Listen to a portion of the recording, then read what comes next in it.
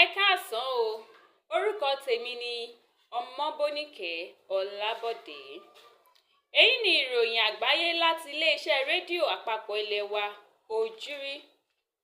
Ṣáájú, ẹ gbọ́ kókó tó wà nínú ìròyìn náà. Ìyanṣẹ́lódì ọlọ́jọ́ mẹ́ta dópin lónìí. Adífálà yóò bẹ̀rẹ̀ ètò ìrúbọ láti yan ọba tuntun.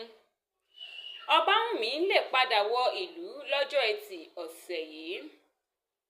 Ìròyìn náà rèé lẹ́kùnrẹ́rẹ́. Ní ọgbọ̀n ìṣẹ́jú sẹ́yìn ni káràkátà bẹ̀rẹ̀ padà ní pẹrẹwu.